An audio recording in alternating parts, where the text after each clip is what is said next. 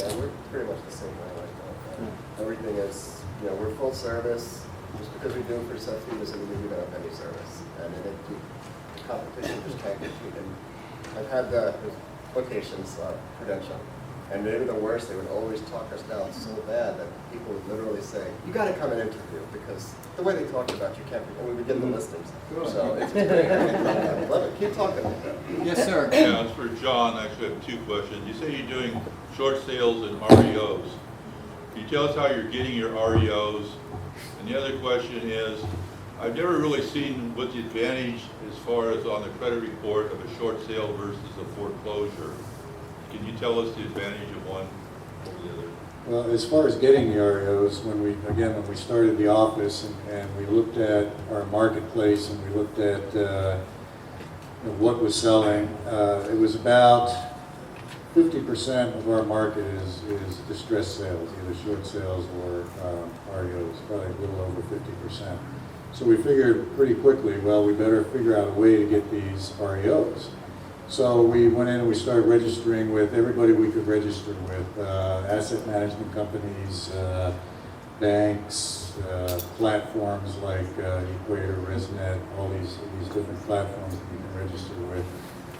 And we started getting BPOs.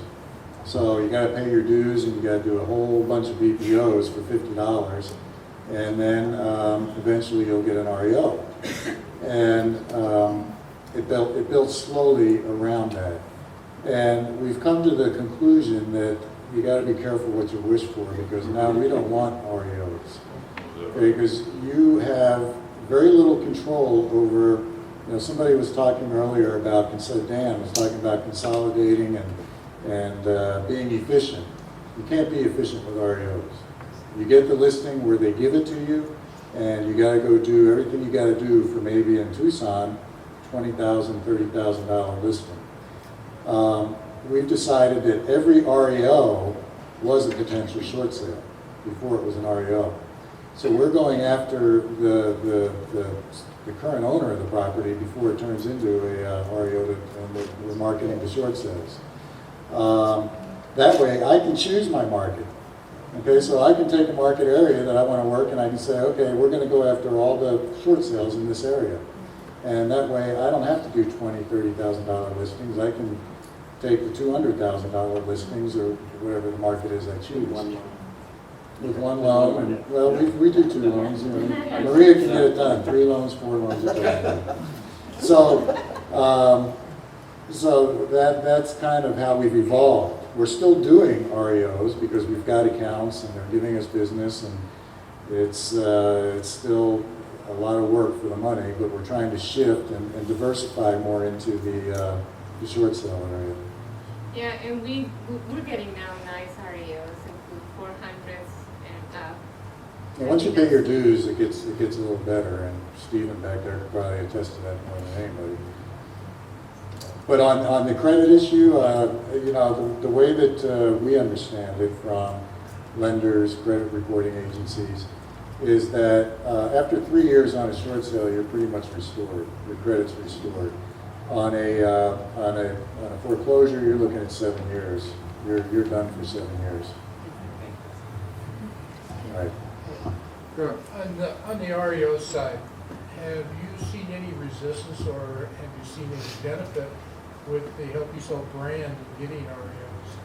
No, that's a really good question. There's really no benefit when you're working with REOs or short sales. What you're doing is selling your expertise. Okay, there's no cost benefit to the seller, whether it's an REO or whether it's a short sale. It's 6%. We shoot for 6%. Sometimes it's 5%, but that's what we shoot for. So the savings aspect of it goes away. What you're selling is your expertise, your knowledge, your referral base, people that have worked with you before, your team. If you're going to go after REOs, they really look at your team. What kind of team do you have? What kind of support do you have? How many REOs are you going to be able to effectively handle? Because they'd rather work with one broker handling a lot of properties than a bunch of brokers dealing with one property. So what's your team? John, also, would you share with them the capital requirement to deal with REOs? Yeah, again, Stephen may be able to address that better, but you have to front the money for changing locks, you have to front the money for getting utilities on, sometimes you have to front the money for repairs, and it can be quite expensive. And it could take 3 months, 4 months, 6 months to get reimbursed on some of that. So you have to have the reserves to front that money up front. Yeah, I just want to make a comment on the distressed market.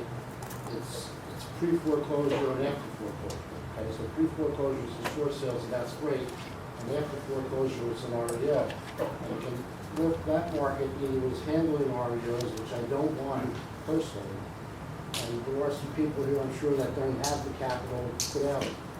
So the other way to approach that is to work the investor side of the REO market. And that's something I've been doing the last 6 months, and I encourage everybody to do it. Build up a database of investor buyers.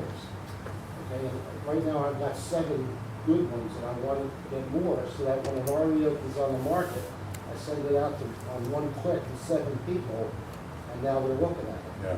And Well- I took I know that you guys, a lot of you took the CDPE, I took the other end of that also, the CIAS.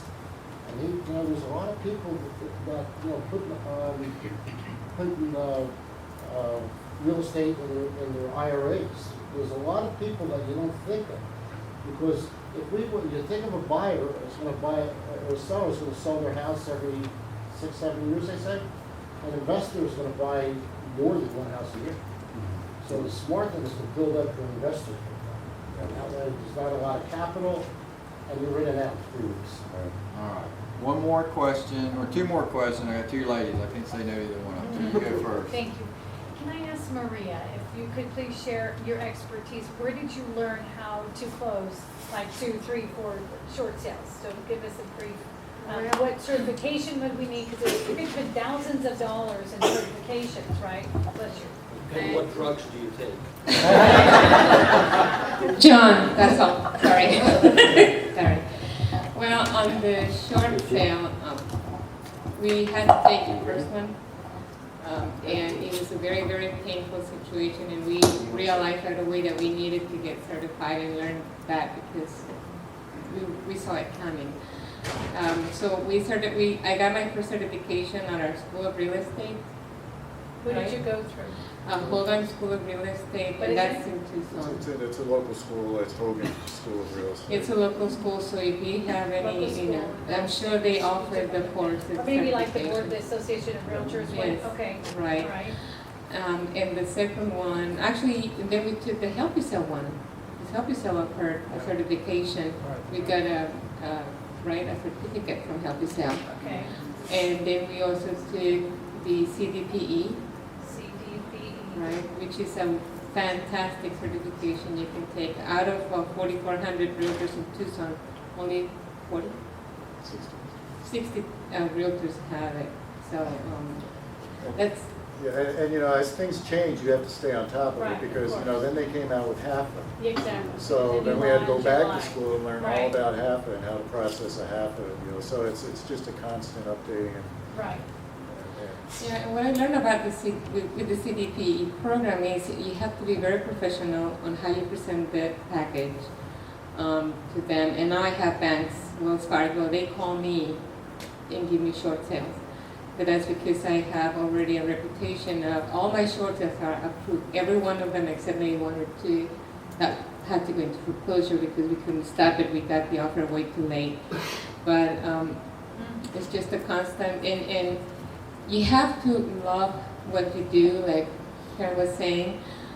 We get a lot of people coming into our office on the verge of divorce, fighting, crying, getting sick because of all the stress they're going through. And I just tell them, look, just give my cell phone to the bank. And they just can't believe it because it is being very hard for them to talk to their bank. And I just give my cell phone number. I have no issues talking to your bank. Let's get going.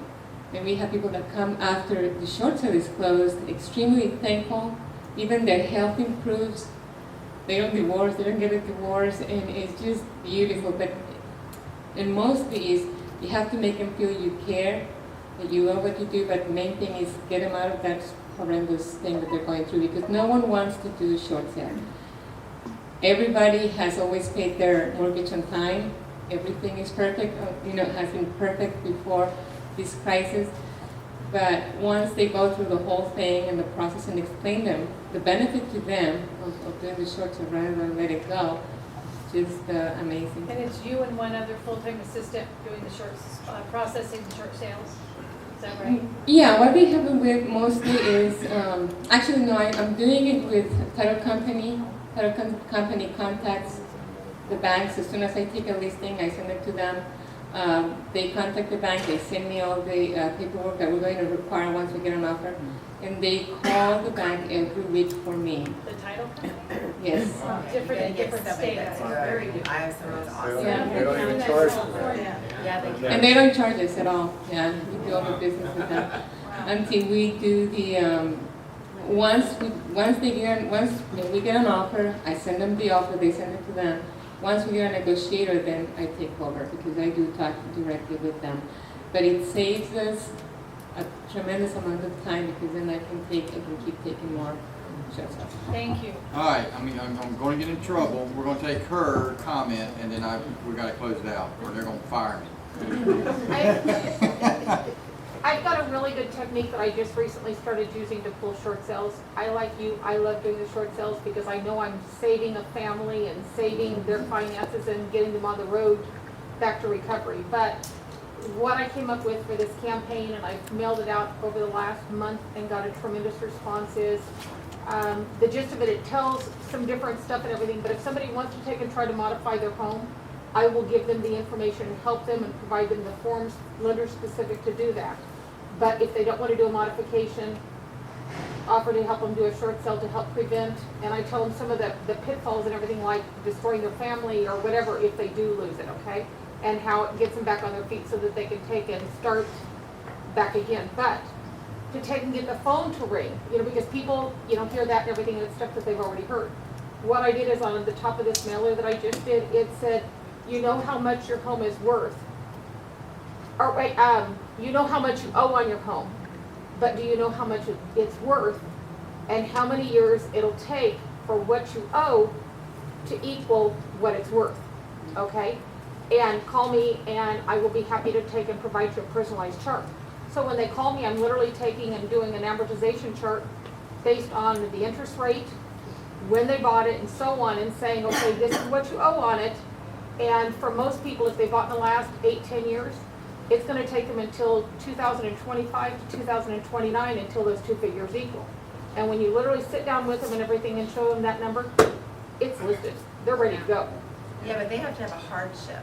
Well, I know, but most people and everything have, at least in our area, have some sort of form of hardship. I mean, it can be moving, it can be a health issue, it can be, and they don't require, I'm not going to take and tell somebody to lie, I don't want them to lie. But the stress and everything that is caused from what's going on with their mortgage for a lot of people is a health issue. Very good, courageous. I wish we could keep going. I wanted to publicly thank Ron, James, and Robbie, because these guys are really leader servants, if you understand that term. And I won't get the chance to thank you publicly, but you guys are doing a tremendous job in a hard situation, so thank you. And if you've ever sat on one of these panels, it's a little nerve-wracking at times, so thank you, Patty.